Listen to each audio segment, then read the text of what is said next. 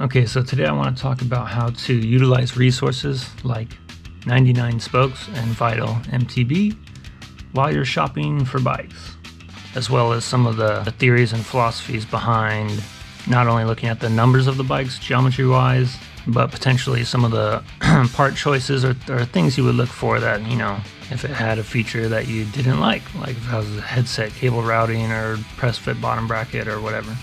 So before we even get into it, I need to start with the idea that these resources are not perfect. So right here we have a bike that I'm looking at, the YT Jeffsy, the mullet version. We're going to scroll back down to the geometry. So here's just actually a perfect example of why neither resource is going to be ideal, and you always need to cross-reference and double-check everything. Here we have the mullet Jeffsy on Vital. And as you can see, we're going to look at chainstay length here, and we're going to see these numbers. So we go to the mullet Jeffsy on YT's website, and we'll see that they're different numbers officially from YT. And then when we go on 99 Spokes, we're going to see that they have forgotten to add the high and low flip chip settings, which they do have on quite a lot of bikes, just didn't do it on this one. So their numbers are static in the high BB mode, even though it's the correct numbers for that bike model. So this one, the chainstay numbers are actually taken from the normal 29er Jeffsy, not mullet. And then on 99 Spokes, they have the correct mullet numbers, they just don't show you the low setting. That said, I will say I usually go to Vital to verify numbers usually. This is just one specific example that happens to work out, but usually they're more accurate not only in the numbers given, you know, especially with this high-low, but also it's easier to get the right model year. 99 Spokes likes to do some weird things like fill in the gaps. Let's say if a bike realistically was released in 2022 and never changed, but was just re-released the same way, Vital usually won't really bother showing that, whereas 99 Spokes will put in a new model year for the next year, even if it's the exact same bike. Now, while I do like to use Vital for these confirmations, you know, kind of verifying and double checking, I don't actually use them for my filtering for two reasons. One is the filter is way less robust numbers wise. So here you're just given these ranges, rear travel, and what if your range was kind of, you wanted to split a difference here and you wanted to go like 130 to 160. Well, now you just have to like choose both and sort out a bunch that you didn't want to see. Whereas the filters on 99 Spokes are super robust, more than you'd even need really. And you can go basically down to the exact number. I'll do 130 to 160 on the dot. And those are the only bikes I'm gonna get. And also there's stuff like this that I don't even understand, like for head tube angle. If you wanted a bike that was like 67.5, I don't know if that's even included in either of these numbers. It just skips from 67 to 68, so yeah. The filtering is less refined, but the data and the images and everything is a lot clearer. I like to use this website to verify. So now I'm going to show you what a common filter would be like for me on 99 Spokes, basically to start shopping. Obviously, one of the issues if you cast such a wide net, it's not going to show every single thing. It's probably going to really slow the website down. So this is just with all the bikes on 99 Spokes. Nearly 6,000 bike model families are not being shown. Not just outright bikes, but just the model families, you know, including road and BMX and commuter and all that. So ideally my goal would be to make sure that no model families are not being shown at the bottom. If I can filter narrow enough, I can get to a point where I can see every bike in that filter on one page. So for mountain biking, we're just going to start with the obvious: mountain, cross country, trail, enduro. So nothing like downhill or dirt jumpers. We're going to go no e-bikes. For this example, we're going to go full suspension. For a modern bike kind of worth owning, I want to do hydraulic and one by. And a lot of times for me, I'll do mechanical only because I don't want to deal with electronics, but we can leave it this time. Complete bikes, I don't need to look at frame sets. Probably carbon aluminum. I probably can't afford anything TI or steel anyways. I'd like it to have a dropper post if possible. Don't need to look at the women's models. And I'll do the 2 main wheel sizes. This is something that actually Vital probably does better than 99 spokes, and I hope they update it soon, but they don't have a solid filter for mixed wheel yet. And part of that is just the general struggle of some of these brands are offering models where it's 29er for all the sizes except for extra small, it's 27 or mixed wheel. But I'm hoping they update this soon because it definitely obfuscates the results of choosing 29 or 27.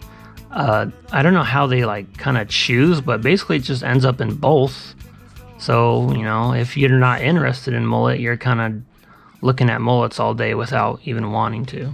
So with that generic filter for basically modern bikes, I've gotten it down to about 350 model families not being shown. Again, I would like to get that number to 0. Obviously, there's quite a few things you could do. One is you could do by sort of bikes that you would be buying new and not looking for older bikes to buy secondhand. So it'd be like active listing, and you might even want newest model only, and then you're down to 969. So like 125 model families not shown. Another thing you could do, although I like to just kind of see everything in the industry, but you could do brands that you're not familiar with. They're probably not shipping to your country one way or the other. So for me in California, I can just choose more major brands that I know will be either in bike shops or shipping to this area, etc. I might skip brands that are more boutique or expensive if I know that's just not even in my wheelhouse, of course. So now I've got a pretty generic list of North American brands, and let's see what my number's at. Only 20 model families not shown, and I haven't even touched geometry or travel length yet. Also, if you are in this position where you're really close to being down to 0, and let's say you do want to look at them all, since the website is not going to show you all of them, one thing I like to do in this case is just sort of split the difference for travel, and then I'll do both, one after the other. So 536 bikes, I'd like to get that number somewhere around 250, 300. I'm going to go into our rear travel since we did full suspension. Let's see what 135 gets us. 312. What about 140? 305. So I could probably just do 141 and get a nice split. Oh, now that's gone a bit the other way, but whatever. So now we're at the bottom and we see no text about model families not being shown. We do, of course, see an e-bike, even though I've filtered against e-bikes, but that's just part of the game. So now with where I split it, this is any bike that is above 140 mil rear travel. Bunch of sort of all mountain and enduro type bikes. And then when I want to see the bikes that I've been missing, I'll go to that, slam this down, get it to 100 if you want to look at some XC bikes, and then we'll bring this number to 140, and now we see the other bikes that we're missing, and we still have no text at the bottom saying we're missing model families. So now that we understand the filter and its limitations, let's do an example of an actual filter list I would make and bikes that I would like and how I'm going to narrow those down. For me, I like to start with just something like a Google Doc page, just real wide open so I can just kind of write whatever I want. Basically a doodle book. You can freaking do it by hand if you want with pen and paper. But for me, my ultimate goal is to make something like this. Now, hopefully you don't have to do something like this, but here I have all these relevant numbers to me, and then I color code them on if I like them or not, and then I can kind of scale the bike. So right now it's being sorted by wheelbase. I like a shorter wheelbase. It's gonna have a bunch of other relevant numbers to see where the pros and cons of each bike is. You know, with all of this, all of these data points, none of the bikes are perfectly green across the board. And as we get into the bigger, longer bikes, we'll see a lot more red and stuff I don't like. And in the shorter wheelbase, we'll see a lot more green and stuff that I do like. So I click on the home page and I have lost that filter. So just make sure you don't click away from that filter. You can save comparisons with this comparison tool, but I don't think you can save like a whole filter setting. You could probably bookmark it if you want. It does create a unique URL, so in that case you could actually bookmark it, and maybe I'll try that after I do my filter. But here's the comparison tool. It doesn't have a real way to start it from here. We'll just look at this default one they're offering here for mountain bikes. And Bronson Ritmo Jeffsy, that's a really good comparison. And Vital also has a comparison tool, but the website is significantly slower, so man, you'll like double your time trying to go through a filter list and comparison on that website. Here we'll have the geometry numbers all stacked up against each other and the spec sheet stacked up against each other. And then now that I want to clear that comparison now that we're done there, in case I want to make one later. All right, let me quickly set up a filter and see if I can get it to 0.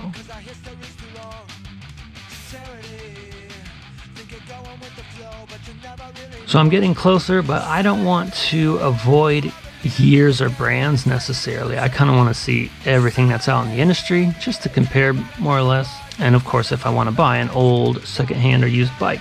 But I still need to narrow this filter to bikes that I would like. And for me, I'll probably take almost any travel if the bike is right. But geometry-wise, I have some concerns. Okay, so right now we have about 187 model families not shown. Let's start with just a shorter rear center that is playful and matches the shorter reach numbers I picked. I'm gonna go 434 just because there's a ton of 435 options and they're okay, but I'd like to just skip them. That already basically halved our missing model families. Here we have our angles for seat tube angle. I don't want to get too aggressive, but I also don't want a really antiquated bike that's sitting around like 74. So let's just do 75, and we can bump that up later if we need to cut out more models. Now we're down to 50 model families not shown. Head tube angle, let's just go with 66.9 to not have any 67s. And for being slack, let's just leave it at 64 for now, even though I'd prefer it be steeper. Now we're at 30 model families not shown. We're kind of running out of some filter real estate here. One thing I want to do is get a stack ratio, but I don't want it to be a hard number here.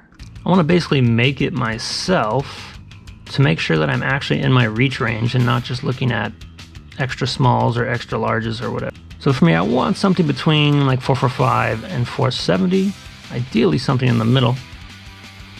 And then for stack, it needs to at least get to like 600. I'll leave it at 599. And now we got 6 model families not shown. So again, when you're in this situation, you can do something simple like split the travel and see both, but I just want to simplify this and see all in one go. And I want to be a little bit pickier.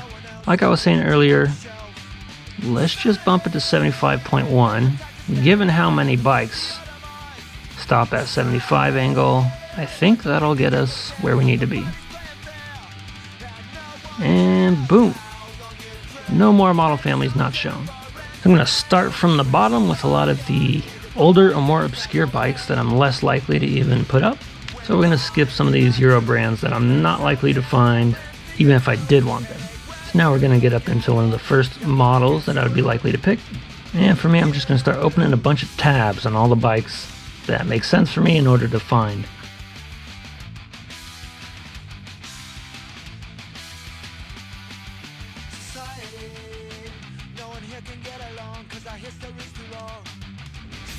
Then like I said earlier, you can't like save your filter, but you can bookmark the link that creates that filter.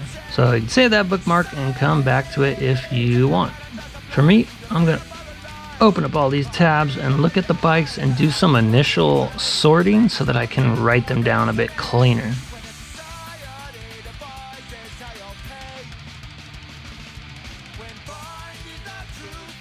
Here we just have an interesting situation where, because of imperfect numbers, this bike isn't coming up, but I know that it probably should come up for my filter. And the funny thing is the numbers are so broken that I can't even use the model that I would actually be looking at. I'm gonna have to use the more expensive model, and this one's numbers are a bit more correct. The problem is they don't have chainstay numbers for when you run it in mullet. I'm gonna add this one to the list.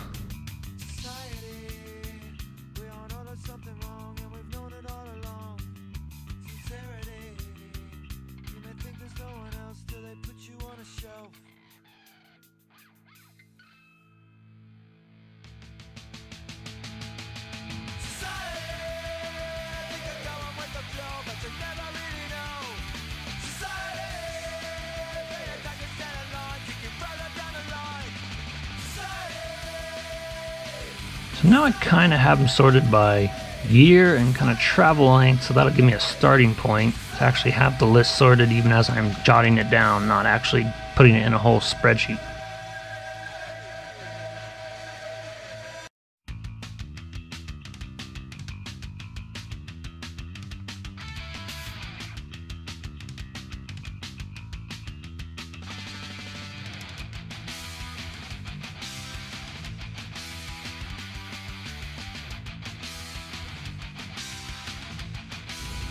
And so now I have my list, and it conveniently fits kind of on my entire computer screen on this page here. Now obviously I don't know if there's a comparison limit, but if I were to put all those in, that would not help me at all with the comparison tool. That would just be way too much at once. You kind of want to narrow things down, maybe make separate lists so you can do separate comparisons. I like to do like 10 bikes at a time max. You can do more, but then you're kind of scrolling over and down. Really, you should be keeping it under 10 if possible, but I can do like 10 max. And you know, obviously you could also do a thing where you're going, let me do like 10 new bikes that I can actually buy from the brand or the store. Today I'll compare those, and then let me do like 10 old bikes as a separate comparison, since those would be not so much competing with each other, kind of totally different shopping philosophies. But I can also just start narrowing things down with specific things that I don't want to deal with. So for me, ideally, if I'm spending a bunch of money on a mountain bike, I would prefer to not have to deal with a press fit bottom bracket. If I'm putting thousands into this, I would like the experience of a nice threaded bottom bracket that's easy to maintain and replace. So just as an example, let's color code some press fit BB models that I'd like to avoid.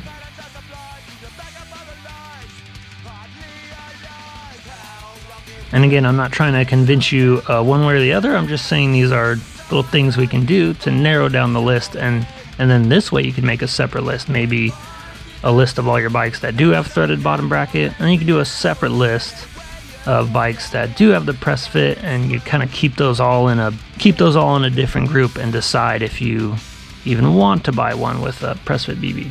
Maybe you only want to buy from a bike shop to have that service and warranty support, and you're not too keen on the direct-to-order brands. So that's another thing we could put a different color on and put it in a different group.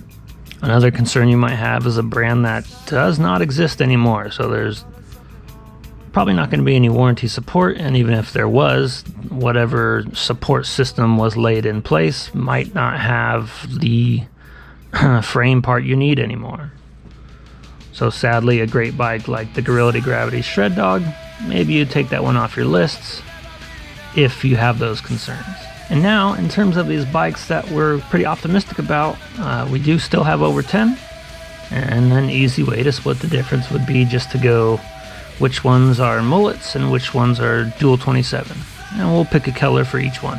And now that we've done this filtering and gotten to 2 separate groups that are distinct from each other that are less than 10, we can make comparisons and dive deeper into these bikes. So here's our example for our dual 27 bikes in our comparison. So it looks like 7 would be the ideal number because 8 gives us a little scroll, but that's not a big deal. We could basically still see every bike. And when I want to look at the numbers, of course, I'm going to want to match the geometry and the sizing between each bike.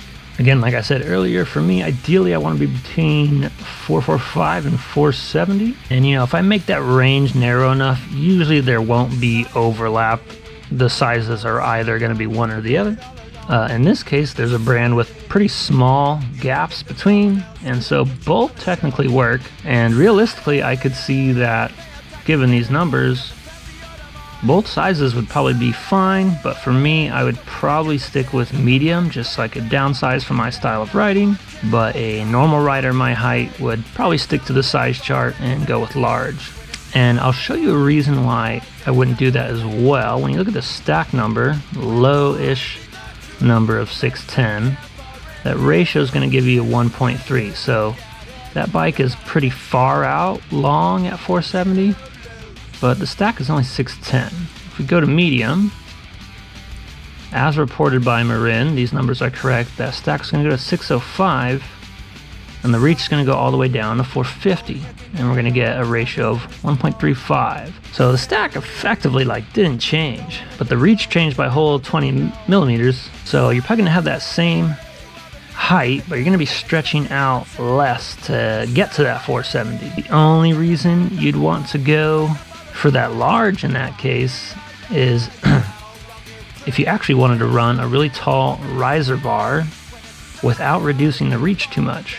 Obviously, if you bought the medium, you probably wouldn't want to go too crazy with the riser bar if you're already downsizing, like in my case, because that reach would start to reduce quite a bit below 445, honestly. Whereas with the large, run a riser bar, get that stack up higher, and the reach might go to 460 or something like that. Another thing you'll notice is depending on the brand, I'm actually going either medium or large to try to get either the same stack ratio or just the same total stack value or something like that. So this old Stumpy kind of on the longer end with the 465, 618 up. But if I went medium, it would be all the way down to 590 and 444. And that's just, I'm sure it'd be writable for sure, but not ideal. I think I would rather go with the sizing up, because I really feel like a tweener with most brands. Scout, I go medium. Old 5010, I go large. New 5010, I go medium. And as you can see, they're almost the same number in this case. So just as an example, this is the 2020 model, and this would be the 22 model. Well, look, if I went large high on the 2022, I got 15 mil more reach and over 10 mil more stack. And again, both will probably be fine. The ratios are quite similar, but I'd actually prefer to stick with the small bike and even get a better ratio number. Also, another interesting thing, not a lot of brands do it, but it's becoming a bit more popular. On the older 5010, I'm gonna go extra small and chainstays 425. Let's go extra large, chainstay is 425. Didn't change. I'll go to the new 2022 model. On that medium I chose, it was 426. Extra large, it's going to be 432. And the extra small will even go to 423. So those are scaling chainstays to keep a bit better balance depending on the actual reach length of the bike. Now I'm going to clear that comparison, and I'll shift over to my mullet bikes that I wanted to compare. So we only got 5 mullet bikes. Now we don't need to scroll side to side as much. And we're going to try to match these numbers again. And these are more modern bikes. So now you're probably not going to see a large. If anything, you might see a small. So now with that 29-inch front end, we're naturally going to get these nice higher stack numbers. And generally speaking, we're going to get nice higher ratio numbers. And that high ratio is going to give us some real nice leverage feel over the bike for that rear end, as these ones push above 430. Although I'd love to know what this bike feels like with the 1.4 ratio at 627 stack with only 424 rear center. Yeah, I think the only one that's saving that is that it's a high pivot bike, so that chainstay is probably going to grow and feel a bit different as you go to pop it up. Me personally, I wouldn't get too into some of the details on 99 spokes, such as spec level, and I also wouldn't necessarily trust the weight that much. Again, you want to double check or verify these things with the manufacturer itself. But yeah, we can just compare some of the basic spec information up here, compare our geometry down here, and then we can really get into the nitty-gritty of comparing specs all the way at the bottom. And all these bikes are pretty good, nothing really stands out to me if I were comparing. Obviously with the cheapest 5010 picked out, not a huge fan of guide T brakes and NX drivetrain. But for this particular comparison, that's actually the cheapest model, I think. So yeah, there's the general idea of how best to utilize these resources. And generally speaking, you can keep it real simple with a page like this and just knock off stuff that are just full-on deal breakers for you, whatever that is. If it's direct to consumer or press fit bottom bracket, or you don't want dual 27 or you don't want dual 29. So you use that filter, find everything in your range, start knocking them off, and hopefully you can get it down to enough bikes to where you just choose whichever one is on the biggest discount or is just cheapest in general but fits everything that you desired to pick out on a bike. And if you're really struggling like me, you may end up in this scenario where you try to calculate the perfect bike and are promptly reminded that the perfect bike does not exist and probably won't ever exist. Maybe if you can afford a custom steel or titanium manufacturer, but that ain't me. And of course, with a spreadsheet like this, I can turn it into a table that can sort by column here. Right now it's sorted by wheelbase. We could do the head tube angle from steepest to slackest. Do the chainstay from shortest to longest. Or maybe we'll do bottom bracket from tallest to lowest. So good luck shopping in 2025. I'm not going to make the spreadsheet that I've made for the past 5 years. Rather make something like a resource like this where I can tell people how to filter out bikes and shop for bikes and what to look for and not look for. And so that way you can kind of figure it out yourself and stop trusting strangers on the internet that tell you to just buy one model from one brand from 1 year, or to only buy this wheel size, or only buy such and such travel length, etc. Unless you've given them all the details about your riding, anybody who can only recommend you one bike is being biased and dishonest.